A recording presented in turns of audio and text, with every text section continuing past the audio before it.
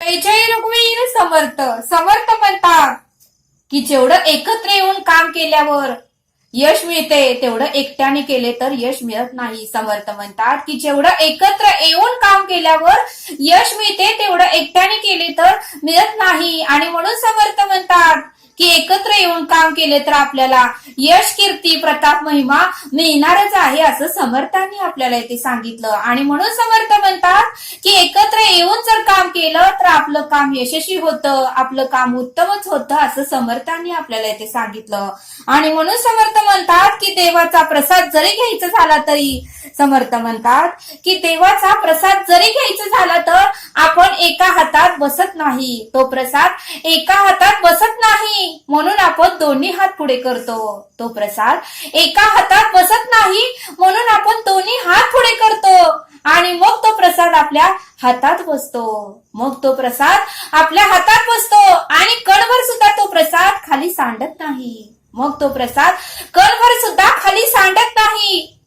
आणि म्हणून समर्थ म्हणतात की ते दोन्ही हात एकत्र आल्यामुळे हातातील प्रसाद मात्र थोडाही सांडत नाही. ते दोन्ही हात एकत्र आल्यामुळे तो प्रसाद थोडा सुद्धा खाली सांडत नाही. आणि म्हणून समर्थ म्हणतात की जर आपण एकत्र येऊन एखादं काम केलं तर ते यश त्या कामाला मिळणारच आहे असं समर्थांनी आपल्याला इथे सांगितलं. समर्थ म्हणतात की घरातील केर जरी काढायचा झाला तर आपण तो केरसुनीने काढतो. घरातील केर जरी काढायचा झाला तर तो आपण केरसुनीने काढतो. पण समर्थ म्हणतात की केरसुनीच्या काड्या जर विस्कटल्या, केरसुनीच्या काड्या जर विरळ झाल्या आणि केरसुनीच्या काड्या जर निसटल्या तर मात्र घरातील कानाकोपऱ्यातील केर मात्र निघत नाही. घरातील कानाकोपऱ्यातील केर मात्र निघत नाही. आणि मग त्या सर्व काड्या एकत्र आपल्याला कराव्या लागतात. व्यवस्थित बांधावं लागतं आणि मग कानाकोपऱ्यातील केर काढावा लागतो. मग मात्र कानाकोपऱ्यातील केर स्वच्छ होतो आणि घर पण स्वच्छ दिसतं. म्हणून समर्थ म्हणतात की एकत्र येऊन जेवढं काम होतं तेवढं एकट्याने कधीच होत नाही असं समर्थांनी आपल्याला इथे सांगितलं. समर्थ म्हणतात की मुंग्या मिळून साखर बिळापर्यंत नेतात. समर्थ म्हणतात की एक मुंगी साखरेचा कण आपल्या घरामध्ये नेण्यासाठी धडपडत असते. समर्थ म्हणतात की एक मुंगी साखरेचा कण आपल्या घरामध्ये नेण्यासाठी धडपडत असतात. त्याची धडपड सुरूच असते. पण तीच मुंगी ती साखरेचा कण उचलत नाही म्हणून आपल्या मैत्रिणींना बोलवते. तीच मुंगी साखरेचा कण उचलत नाही म्हणून तिच्या मैत्रिणींना बोलवते. आणि सर्व मुंग्या मिळून तो साखरेचा कण आपल्या बिळापर्यंत नेतात. आणि मग समर्थ म्हणतात की त्या सर्व मुंग्या एकत्र आल्यामुळे त्यांना तो साखरेचा कण आपल्या बिळापर्यंत नेण्यासाठी त्यांना यश मिळालं. आपल्या बिळापर्यंत नेण्यासाठी त्यांना ते यश मिळालं. आणि म्हणून समर्थ म्हणतात की एकीचे बळ आणि मिळतंय फळ. म्हणून समर्थ म्हणतात की एकीचे बळ आणि मिळतंय फळ. आणि म्हणून समर्थ म्हणतात की आपण थोडं निरीक्षण करायला पाहिजे. आपण मुंग्यांचं सुद्धा निरीक्षण करायला पाहिजे. मुंग्या सुद्धा एका रांगेत व्यवस्थित चालत असतात. कुठेही त्यांची रांग बिघडलेली नसते. एक सलग एका मागोमाग एक मुंगी अशी चालत असते. बघा म्हटले त्यांना किती शिस्त आहे म्हणले. कोणी त्यांना शिस्त लावली? कोण त्यांना गुरुचे आहेत का? कोण त्यांना गुरु आहे का? सांगा बरं म्हणले. तरीही त्यांना किती शिस्त उत्तमाची आहे असं समर्थांनी आपल्याला इथे सांगितलं. आणि समर्थ म्हणतात पक्ष्यांच्या थवेच्या थवे आकाशात ओळीने उडत असतात. पक्ष्यांच्या थवेच्या थवे आकाशात ओळीने उडत असतात. त्यांना तरी कोणी सांगितलं की आकाशामध्ये व्यवस्थित उडायला? त्यांना तरी आकाशामध्ये लाईनशीर उत्तम असं उडायला तरी कोणी शिक्षण दिलं असं समर्थांनी आपल्याला ते सांगितलं. तरी ते पक्षी थव्याने उत्तम, थोडं सुद्धा अंतर कमी जास्त नसतं, उत्तम असे ते उडत असतात. आणि आपण मात्र ते सुंदर दृश्य बघतच बसतो. बघा म्हणले समर्थ, त्यांना कोणीतरी शिकवलं का म्हटले. पण आपल्याला मात्र सर्व काही शिकवत असतात. आपल्या घरातले शिकवतात, आपले बाहेरचे गुरु शिकवतात, आपले वर्ग शिक्षक शिकवतात, तरीही मात्र आपल्याला शिस्त ही लागतच नाही. कुठे आपण कार्यक्रमला गेलो तरी आपण चप्पलही व्यवस्थित ठेवत नाही, कुठेही अस्ताव्यस्त फेकतो. कुठे कार्यक्रमला गेलो तर आपण पाणी पितो आणि पेला मात्र कुठे पाहिजे तिथे ठेवून येतो. पण जिथे तो पेला होता तिथेच आपल्याला ठेवता आलं पाहिजे. व्यवस्थित लाईनशीर चपल्या सुद्धा आपल्याला लावता आलं पाहिजे आणि व्यवस्थित शिस्तीने आपल्याला तिथे बाहेर सुद्धा वागता आलं पाहिजे, असं समर्थांनी आपल्याला इथे सांगितलं. समर्थ म्हणतात की ज्यावेळेस हरिण जंगलातून प्रहार करत होता, जंगलामध्ये चालत होता आणि बाकीचेही हरिण इकडे तिकडे व्यस्त होते, त्यावेळेस मात्र अचानक एका हरणाच्या समोर एक वाघ आला. अचानक एका हरणाच्या समोर एक मोठाच्या मोठा वाघ आला आणि त्या वाघाने हरणाची शिकार करायचं ठरवलं. त्या वाघाने हरणाची शिकार करायचं ठरवलं आणि त्या वाघाने जोरात असे हरणाचे पाय पकडले. हरिण पळू नये म्हणून त्या वाघाने त्या हरणाचे पाय पकडले. त्यावेळेस मात्र तो हरिण घाबरला. त्यावेळेस मात्र अंतःकरणातून तो हरिण घाबरला आणि त्याने जोरात ओरडायला सुरू केलं. जोरात अंतःकरणातून त्याने ओरडायला सुरू केलं. त्यावेळेस मात्र त्याचे सोबती, त्याचे साथीदार, त्यांना तो हरणाचा आवाज ऐकू आला. त्यांच्या साथीदाराला हरणाचा आवाज ऐकू आला आणि सर्व साथीदार आपल्या आपल्या आवाजाने एकमेकांना खुणवू लागले आणि म्हणू लागले की आपला मित्र, आपला साथीदार संकटात आहे, असं एकमेकांना बोलू लागले. आणि सर्व हरिण एकत्र गोळा झाले आणि वाघाने मात्र त्याचे मागचे पाय घट्ट पकडलेले, कारण तो पळून जाऊ नये आणि त्या वाघाला ही शिकार मिळावी असं त्या वाघाला वाटू लागलं. पण हरणाची मात्र तडफड होऊ लागली, जीव वाचवण्यासाठी त्याची तडफड होऊ लागली. तो घाबरलेला होता. पण बाकीचे साथीदार मात्र धाडसाने त्याचा प्राण वाचवण्यासाठी धावत आले. बाकीच्या साथीदाराने आपल्या प्राणाची पर्वा केली नाही. ते म्हणाले एक वेळ आपला प्राण जाऊ दे, पण आपल्या मित्राचा, आपल्या साथीदाराचा आपण प्राण वाचवायचाच असं त्या साथीदारांनी ठरवलं. आणि सर्व हरणाने मिळून त्या वाघाला मारायचं ठरवलं. एकाने शेपटीला धरलं तर एका हरणाने वाघाच्या पुढच्या पायाला धरलं, तर एका हरणाने वाघाच्या मागच्या पायाला धरलं, तर एका हरणाने पोटाला धरलं. असं करत करत वाघ सुद्धा घाबरला. त्यालाही भीती वाटली की आपण एकटे आहोत आणि हे हरिण मात्र भरपूर आहेत. आपण एकटे आहोत, हरिण मात्र भरपूर आहेत. आता जर आपण इथून पळ काढली नाही, आता जर आपण इथून पळत गेलो नाही तर आपला प्राण नक्कीच जाणार. त्यामुळे त्या वाघालाही भीती वाटू लागली. वाघानेही जोरात अशी उडी मारली आणि सर्व हरिण बाजूला जाऊन पडले आणि वाघ जोरात पळून तेथून निघून गेला. वाघ जोरात पळून परत जंगलात तेथून निघून गेला आणि सर्व हरिण एकत्र झाले. ज्या हरणाचा त्या वाघाने पाय पकडला होता तो हरिणही डोळ्यात पाणी काढून रडू लागला. बाकीचे हरिण त्याच्याकडे बघत राहिले आणि सर्व मिळून ग्रुपने परत ते एकत्र दुसऱ्या ठिकाणी जाऊ लागले. मग समर्थ म्हणतात की बघा म्हणले, प्राणी सुद्धा एकमेकांसाठी प्राण द्यायला तयार असतात, एकमेकांसाठी जीव द्यायला तयार असतात. एवढे त्यांच्याकडे प्रेम असतं, एवढं त्यांच्याकडे आपुलकी असते. पण मनुष्यामध्ये मात्र एवढे प्रेम माया नसते असं समर्थांनी आपल्याला ते सांगितलं. आणि म्हणून समर्थ म्हणतात की प्राणी हे तुम्ही निरीक्षण करा म्हणले, प्राणी हे कधीही असे एकटे राहत नाहीत.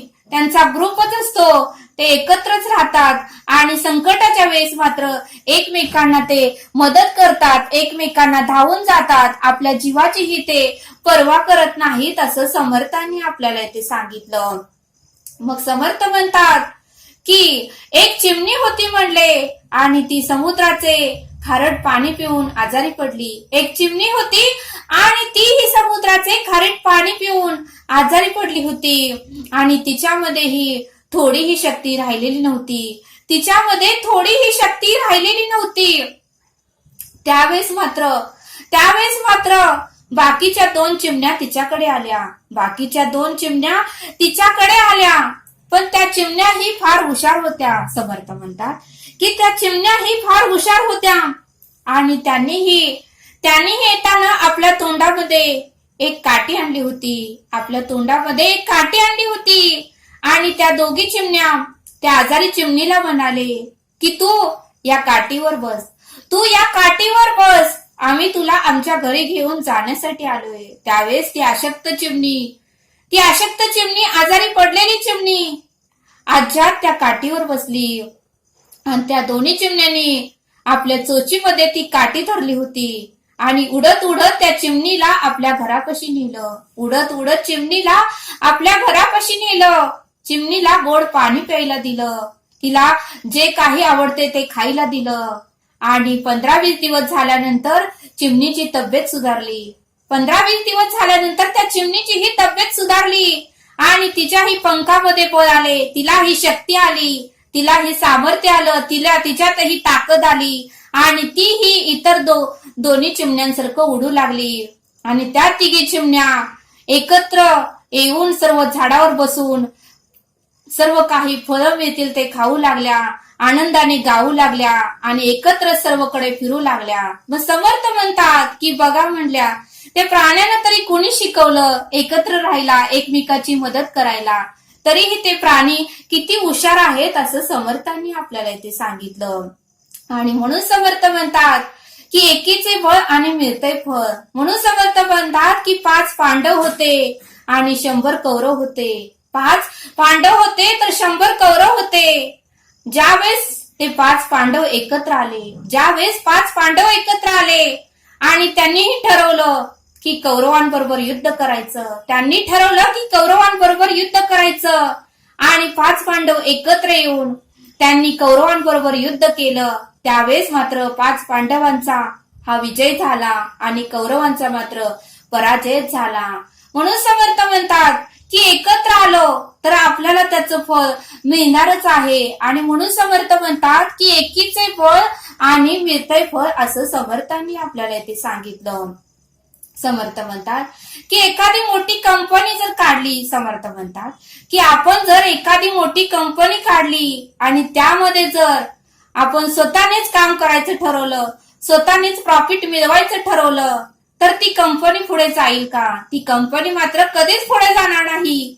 मोठ्या कंपनीसाठी अकाउंटंट नेमावे लागतो, मोठ्या कंपनीसाठी मॅनेजरची पदाची नेमणूक करावी लागते आणि मोठी कंपनी असेल तर कॅम्प्युटर वर्क सुद्धा नेमणूक करावी लागते. मोठी कंपनी असेल तर ऑफिस बॉयची सुद्धा नेमणूक करावी लागते आणि मोठी कंपनी असेल तर वॉचमनची सुद्धा नेमणूक करावीच लागते. हे सर्व जर एकत्र आले तरच ती कंपनी पुढे जाईल असं समर्थांनी आपल्याला इथे सांगितलं. पण ती कंपनी मी एकट्याने चालवतो म्हणलं तर ती कंपनी डबघाईला येईल, ती कंपनी कधीही पुढे जाणार नाही, कारण एकटा मनुष्य सर्व काही हँडल करू शकत नाही. आणि म्हणून समर्थ म्हणतात की जर पुढे जायचं असेल तर कंपनीमध्ये माणसांची नेमणूक करावीच लागणार, तरच ती कंपनी पुढे जाऊ शकते असं समर्थांनी आपल्याला इथे सांगितलं. आणि म्हणून समर्थ म्हणतात की घराचं बांधकाम करताना सुद्धा, म्हणून समर्थ म्हणतात की घराचं बांधकाम करताना सुद्धा नुसत्याच विटा वापरून चालत नाही. नुसत्याच विटा वापरून घराचं बांधकाम होत नाही, तर बांधकाम करण्यासाठी वीटही लागते, वाळूही लागते, सिमेंटही लागते आणि पाणीही लागते आणि ते बांधकाम करण्यासाठी मनुष्यही लागतो, तरच ते घर तयार होतं असं समर्थांनी आपल्याला इथे सांगितलं. ते सर्व मटेरियल एकत्र केल्यानंतरच घर हे भक्कम तयार होतं असं समर्थांनी आपल्याला इथे सांगितलं. जर आपण घर बांधण्यासाठी नुसताच वाळूचा वापर केला तर घर थोड्या क्षणामध्ये पडून जातं. जर घर बांधण्यासाठी नुसत्याच विटांचा वापर केला तरीही घर टिकणार नाही आणि घर बांधण्यासाठी नुसता सिमेंटचा वापर केला तरीही ते घर टिकणार नाही. आणि घर जर टिकण्यासाठी, घर जर मजबूत होण्यासाठी आपल्याला वाळू, वीट, सिमेंट आणि पाणी याचा वापर करून ते घर बांधावं लागतं. ते सर्व मटेरियल एकत्र आल्याशिवाय भिंत तयार होतच नाही असं समर्थांनी आपल्याला इथे सांगितलं. आणि म्हणून समर्थ म्हणतात की एकीचे बळ आणि मिळतंय फळ असं समर्थांनी आपल्याला इथे सांगितलं. समर्थ म्हणतात की रावणाशी युद्ध करताना सुद्धा श्रीराम प्रभूची बाजू सत्याची होती. रावणाची युद्ध करताना सुद्धा श्रीराम प्रभूंची बाजू ही सत्याची होती आणि त्यामुळे श्रीराम प्रभूंना युद्ध लढवण्यासाठी सर्व वानर सेवा त्यांच्या सोबत होती, सर्व वानर सेना त्यांच्या सोबत होती, सुग्रीव सुद्धा त्यांच्या सोबत होते, दास मारुती सुद्धा त्यांच्या सोबत होते, लक्ष्मण सुद्धा त्यांच्या सोबत होते आणि विभीषण सुद्धा त्या श्रीरामांच्या सोबत होते आणि त्यामुळेच रावणाशी श्रीराम प्रभूंनी युद्ध केलं आणि विजय ही श्रीराम प्रभूंचाच झाला. आणि म्हणून समर्थ म्हणतात की सर्व वानर सेना एकत्र आली, सर्व काही श्रीराम प्रभूंना सर्व मदत करायला सर्वजण एकत्र आले, त्यामुळेच हे युद्ध व्यवस्थितरित्या झालं आणि विजय ही श्रीराम प्रभूंचाच झाला असं समर्थांनी आपल्याला इथे सांगितलं. म्हणून समर्थ म्हणतात की आपण जर एकत्र येऊन काम केलं तर ते काम उत्तम होणार आहे असं समर्थांनी आपल्याला इथे सांगितलं. समर्थ म्हणतात की एक शेतकरी होता आणि त्याला 4 मुलं होती. एक शेतकरी होता आणि त्याला 4 मुलं होती आणि त्याच्याकडे 60 एकर शेती होती. त्याचं वय 65 झालं होतं आणि त्याला भीती वाटू लागली की आपण आज ना उद्या हे जग सोडून जाणार. आपण आता वयस्कर झालोय, आपल्याला आता काही होत नाही आणि आपली मुलं मात्र सतत वाद घालत असतात, सतत भांडण करत असतात आणि आपल्यानंतर मात्र ह्या शेतीचं ही मुलं कसं बघणार, कसं काय होणार असं त्या शेतकऱ्याला काळजी वाटू लागली. कारण त्या शेतकऱ्याची पत्नी ही मुलं लहान असतानाच देवाघरी गेली होती आणि शेतकऱ्यांनी मात्र कष्ट करून त्या 4 मुलांना लहानाचं मोठं केलं होतं, संस्कारही दिले होते. तरीही मुलं नेहमी वाद घालायचे, नेहमी एकमेकाशी भांडण करायचे. त्यावेळेस मात्र त्या शेतकऱ्यांनी 4ही मुलांना बोलवलं आणि त्यांना समजून सांगण्याचा त्या शेतकऱ्यांनी प्रयत्न केला. 4ही मुलांच्या हातामध्ये एक एक काठी दिली आणि चौघांनाही सांगितलं ही काठी मोडून दाखवा. त्यावेळेस चौघांनीही ती काठी 1 मिनिटातच मोडून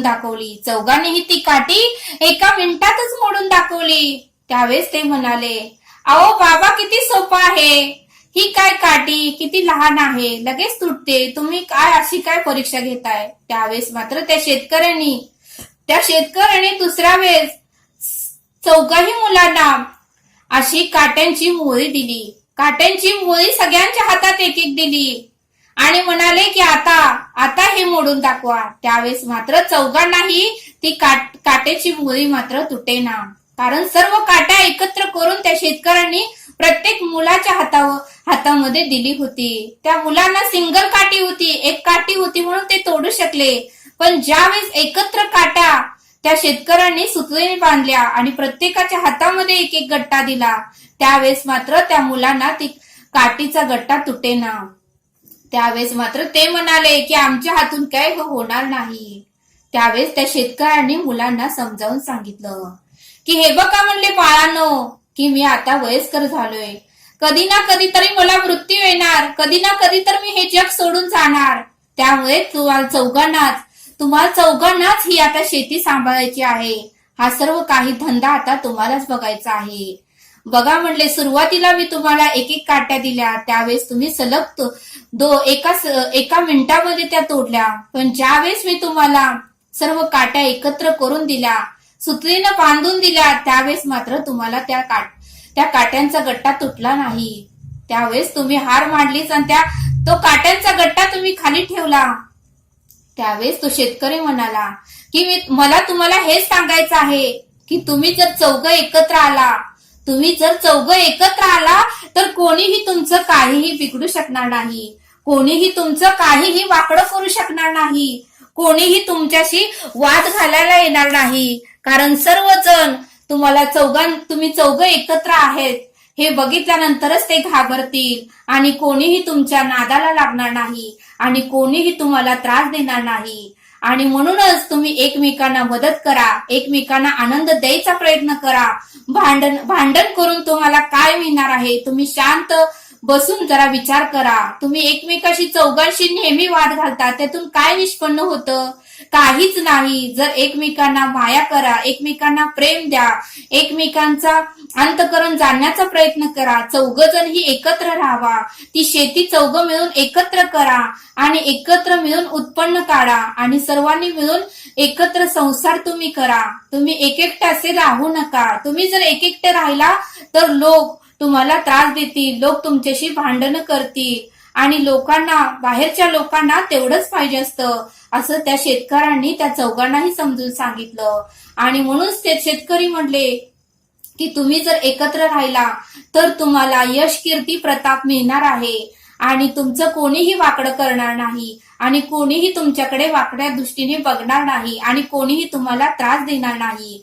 त्यावेळेस त्या शेतकऱ्यांच्या मुलांना चौघांनाही समजलं आणि चौघांनीही आपल्या वडिलांचे पाय पडले आणि वडिलांना सांगितलं की आमचं चुकलं, आम्ही इथून पुढे चौघही वाद घालणार नाही, एकमेकाशी भांडण करणार नाही, एकमेकांना समजून घेण्याचा आम्ही प्रयत्न करणार, एकमेकांना आनंद देण्याचा प्रयत्न करणार आणि एक चौघ मिळूनच आम्ही ही शेती करणार. त्यावेळेस मात्र त्या शेतकऱ्याच्या डोळ्यात अश्रू आले आणि त्यांनाही आनंद झाला आणि त्यांनी ही चौघांना घेऊन मिठी मारली. बघा म्हणजे समर्थ की जर एकत्र एकीचे फळ आणि मिळते फळ, एकत्र जर सगळेजण आले तर बघा म्हणले आनंदच आनंद आहे, पण विखुरलं गेलं तर सर्वांनाच दुःख आहे असं समर्थांनी आपल्याला इथे सांगितलं. आणि म्हणून समर्थ म्हणतात की एकत्र येऊन जेवढं काम होतं, एकत्र येऊन जेवढा आनंद मिळतो तेवढं एकटं राहून किंवा एकटं काम करून मिळत नाही असं समर्थांनी आपल्याला इथे सांगितलं. समर्थ आपल्याला एक श्लोक देतात, तुटे वाद संवाद त्याते म्हणावे, विवेके अहंभाव याते जे नावे, अहंता गुणे वाद नाना विकारी, तुटे वाद संवाद तोही तकारी. या श्लोकाचा अर्थ समर्थ सांगतात की वादविवादाने देह अभिमान वाढतो, वादविवादाने देह अभिमान वाढतो आणि त्याच वादाचे अति वितंड वादात परिणाम होतो. त्याच वादाचे मोठे वाद होतात आणि त्याचा परिणाम पुढे काही होऊ शकतो. त्या वादाचा पुढे परिणाम काही होऊ शकतो. म्हणून शक्यतो वाद तुम्ही घालूच नका. म्हणून शक्यतो वाद तुम्ही टाळा की ज्यामुळे आपल्यामध्ये उत्तम संवादच होतील. आणि अहंकाराने वाद घातल्यास नाना प्रकारचे विकार उत्पन्न होतात. अहंकाराने वाद घातल्यास नाना प्रकारचे विकार उत्पन्न होतात आणि म्हणून विवेकाने अहंकारात जिंकून घ्यावे. ज्याने ऐक्य साधले जाते आणि ज्याने वाद मिटतो तोच संवाद हितकारक असतो. ज्याने ऐक्य साधले जाते, ज्याने वाद मिटतो तोच संवाद हितकारक असतो. अशा या श्लोकाचा अर्थ समर्थांनी आपल्याला इथे समजावून सांगितला. तरी आता आपण येथेच थांबूया. भेटूया पुढील भागात. या चॅनलवर जर नवीन असाल तर व्हिडिओला सबस्क्राईब करा. व्हिडिओ आवडल्यास लाईक करा. भेटूया पुढील भागात. धन्यवाद. जय सद्गुरु.